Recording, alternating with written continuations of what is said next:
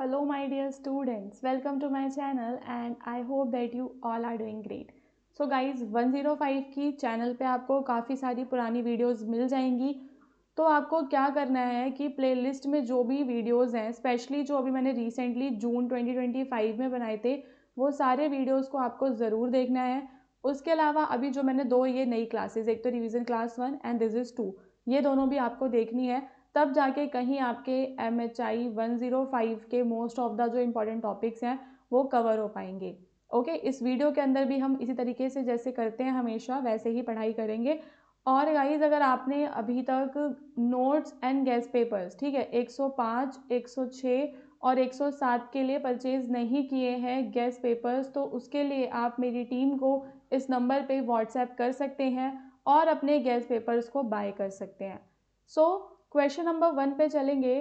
To what extent did agrahara and brahmadeva land grant contribute to agriculture expansion in South India. तो South India में हम क्या देखते हैं कि ज़मीन दान में दी जाती है, अनुदान दिए जाते थे। तो ये जो अनुदान थे, अग्रहार और ब्रह्मदेव अनुदान, इन्होंने कृषि के विस्तार में किस तरीके से मदद की है उसके बारे में आपको चर्चा करनी है। तो agrahara and brahmadeva were land grant given mainly to Brahmins in the early medieval South India. तो कहाँ पे? मध्यकालीन दक्षिण भारत में मेनली ये ब्राह्मणों को दिए जाने वाला भूमि अनुदान था।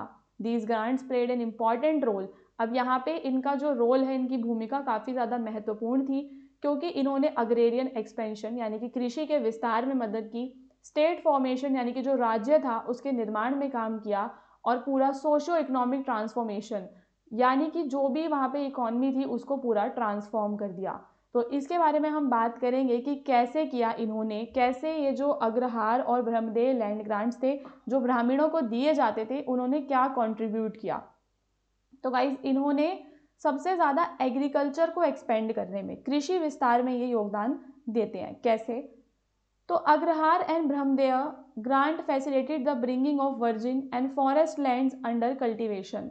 तो इन अनुदानों के माध्यम से क्या हो रहा था, जो वन क्षेत्र थे, परती भूमि थी, वो कृषि के योग्य बन रही थी। ब्राह्मण जिनको ये मिला करता था वो रॉयल अथॉरिटी को भी सपोर्ट करते थे, फॉरेस्ट को साफ करना, वेस्टलैंड को रिक्लेम करना, और कल्टीवेटर्स आके वहाँ पे रहते थे।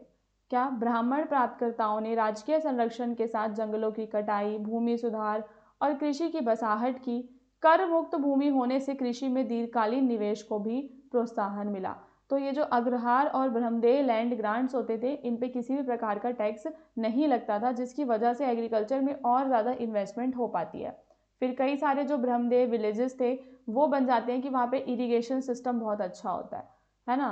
तो कई ब्रह्मदेव ग्राम तालाब आधारित सिंचाई प्रणालियों के केंद्र बने, विशेषकर तमिलनाडु और आंध्र क्षेत्र में। ठीक है, तो वो सेंटर बन जाते हैं, centre of tank irrigation system, specially in Tamil Nadu and Andhra region. So the management of water resources, construction of tank, channel and जो आपके नहरें होती हैं, ठीक है, enhance agriculture productivity and enabled multi cropping. तो यहाँ पे हमें मल्टी क्रॉपिंग भी यानी कि बहुफसल प्रणाली भी देखने के लिए मिलती है, because the irrigation system was very good in the regions of brahmadeya. तो ब्रह्मदेव के बारे में आपने पहले क्या बताना है, एक छोटा सा इंट्रोडक्शन देते हुए आप इसका एग्रीकल्चर के एक्सपेंशन में कॉन्ट्रीब्यूशन बताओगे, इरिगेशन की टेक्नोलॉजी में बताओगे। सो these grants help in creating stable agrarian settlement with institutional mechanism like village assemblies। तो यहाँ पे इन अनुदानों से क्या हो रहा था कि स्थिर कृषि बस्तियां बस रही थी, कि लोगों के पास अपनी भूमि हुआ करती थी, वो आराम से वहाँ पे कृषि किया करते थे। तो इसे हम कहते हैं स्थिर कृषि बस्ती। ठीक है, तो ब्राह्मण जो है वो एक्ट करते थे as intermediaries between the state and peasantry, introducing new agrarian practice. तो यहाँ पे ब्राह्मण जो है वो काम करते थे मध्यस्थ के तौर पे। ओके, इसके बाद आप इसकी क्रिटिसिज्म, लिमिटेशंस भी बता सकते हो। So how ever agriculture expansion uneven था, पर इन ग्रांट्स की वजह से सोशल हायरार्की री इन्फोर्स हो रही थी, ब्राह्मण्स का डोमिनेंस बढ़ रहा था। ओके, क्या कि फिर भी यह विस्तार समान रूप से तो नहीं हुआ। इन अनुदानों ने सामाजिक असमानता को मजबूत किया, ब्राह्मण वर्चस्व बढ़ाया और कई बार स्थानीय कृषकों व जनजातियों के शोषण को जन्म दिया। सभी क्षेत्रों को समान लाभ यहाँ पे नहीं मिला था। फिर अग्रहार और ब्रह्मदेव जो ग्रांट्स हैं, इन्होंने सिग्निफिकेंटली कंट्रीब्यूट तो किया है एग्रीकल्चर के एक्सपेंशन में बाय प्रमोटिंग लैंड रिक्लेमेशन, क्योंकि इन्होंने क्या करा है, भूमि के सुधार में, सिंचाई में कृषि संगठन को बढ़ावा दिया है। कृषि विस्तार में इन्होंने महत्वपूर्ण योगदान दिया है और उनका प्रभाव सामाजिक रूप से सीमित और क्षेत्रीय रूप से असमान है, लेकिन फिर भी, समझ रहे हो, फिर भी असमानता थी। तो ये फर्स्ट हो गया। देन सेकंड क्वेश्चन में आपको बताना है टैंक इरिगेशन। जो भी आपके पल्लव और पांड्या जो रीजन्स थे, ठीक है, examine the patterns of tank irrigation in the Pallava and Pandya region. Tank irrigation form the backbone of the agrarian expansion.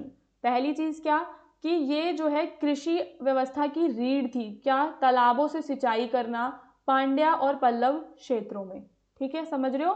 Tank irrigation guys backbone था in the Pallava Pandya region. Its pattern reflected ecological adaptation, state support and community participation. तो इसके स्वरूप पर्यावरणीय अनुकूलन, राज्य संरक्षण और सामुदायिक सहभागिता को दर्शाते हैं।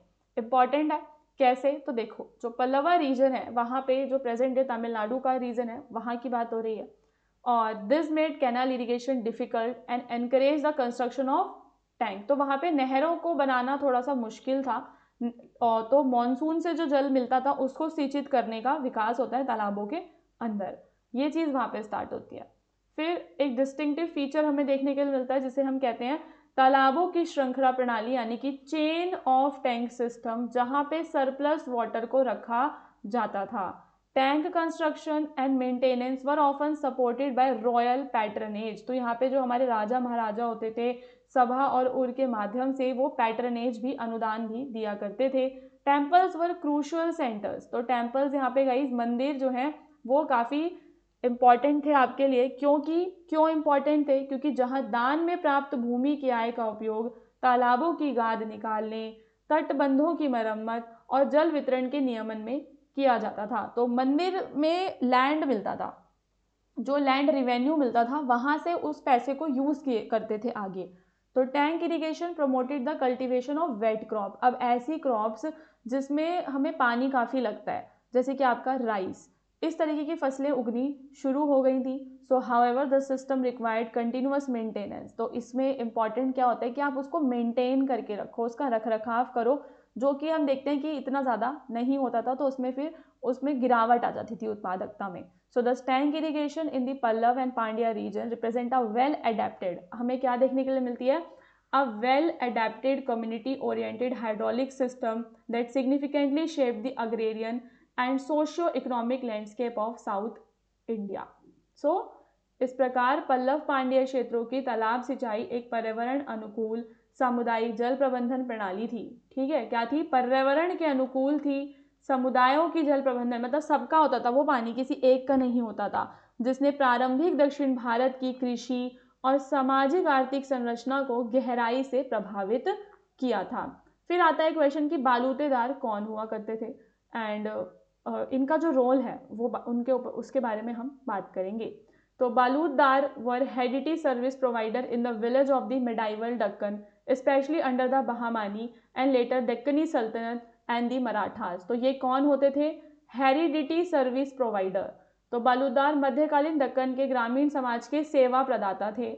बहामानी सल्तनत के समय, ठीक है, आपका दक्कन सल्तनत के समय और मराठा के अंदर ये प्रणाली प्रचलित थी।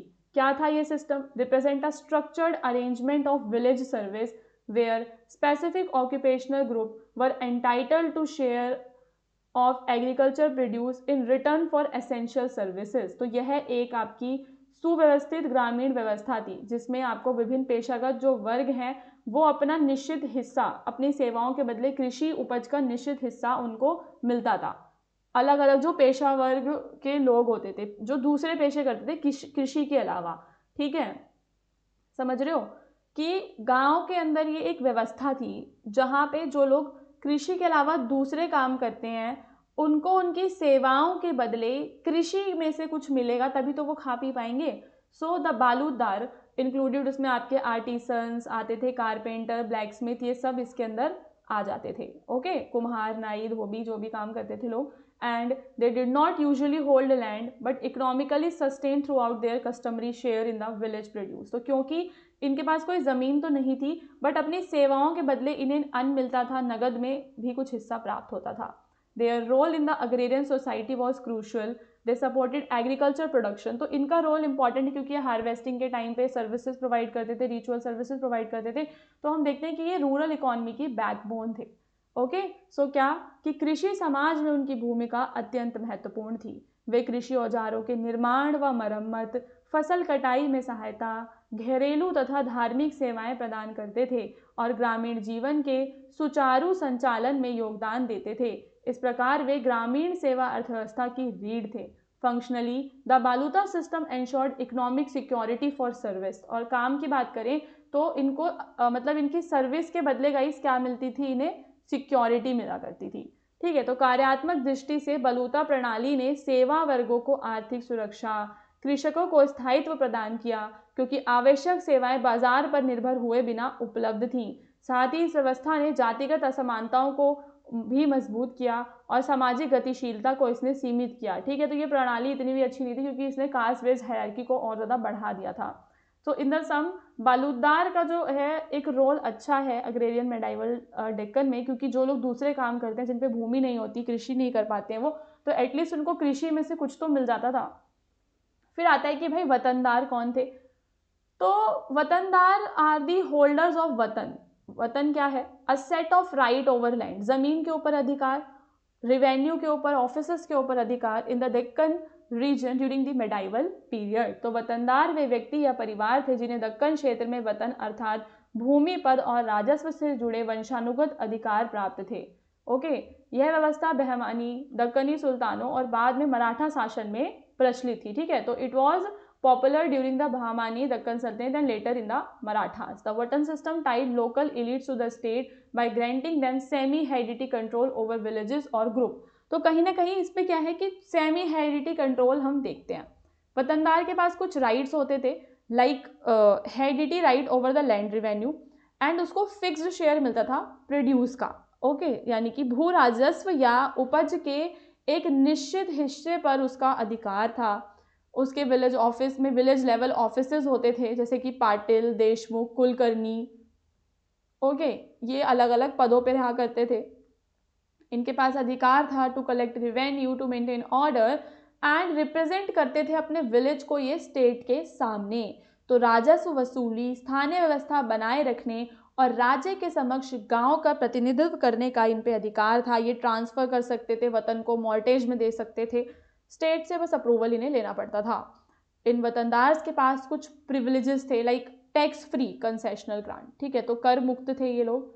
सोशल प्रेस्टीज, समाज में इनका बड़ा ऊंचा दर्जा था, स्टेट इनको प्रोटेक्ट करता था, एंड स्थानीय स्तर पर न्यायिक और प्रशासनिक भी इनका प्रभाव था, एडमिनिस्ट्रेटिव एंड जुडिशियल भी इनका इन्फ्लुएंस था। तो हाउएवर द वतन also lead to the consolidation of rural elites and sometimes weaken direct control. तो कई बार हम क्या देखते हैं कि इसकी वजह से जो गांव के अलग अलग जो अमीर होते थे वो अपना खुद का एक गुट बना लेते थे और स्टेट का कंट्रोल फिर कम हो जाता था। फिर वो अटैम्प्ट करते थे रूलर को हटाने के लिए और अपना खुद का जो मतलब अपनी पावर्स को वो हमेशा बढ़ाने की कोशिश भी किया करते थे। फिर एक क्वेश्चन है जहाँ पे आपको अलाउद्दीन खिलजी जो है उनके बाजार नियंत्रण के बारे में बात करनी है। So Alauddin Khilji introduce an elaborate system of market control. Market control का एक बहुत ही व्यापक पूरा सिस्टम था एंड उसका प्राइमरी ऑब्जेक्टिव था मेंटेन करके रखना large standing army at the low cost. कम खर्चे में अच्छी आर्मी वो रखना चाहता था। सो मार्केट कुछ रिफॉर्म्स उसने की थी जो इम्पॉर्टेंट है, जैसे कि प्राइसेस को फिक्स्ड कर देना एसेंशियल कमोडिटीज़ के, फूड ग्रेन्स हो गए, क्लोथ, हॉर्सेस के, सेपरेट मंडियाँ थी, ग्रेन के लिए अलग मंडी, क्लोथ के लिए अलग, घोड़ों के लिए अलग, और वहाँ पे सुपरविजन काफ़ी स्ट्रिक्ट रहता था। ओके, तो प्राइसेस जो हैं वो स्टेट के द्वारा फिक्स होते थे, बार्गेनिंग का कोई स्कोप नहीं हुआ करता था। एंड जो एक मेजर है रिवेन्यू का from the doab land was the asset. एक सेकेंड, इसमें ना कुछ इशू हो गया है। मैं हिस्ट्री का वीडियो बनाती हूँ तो कुछ ना कुछ इशू जरूर होता है, पता नहीं क्या बात है।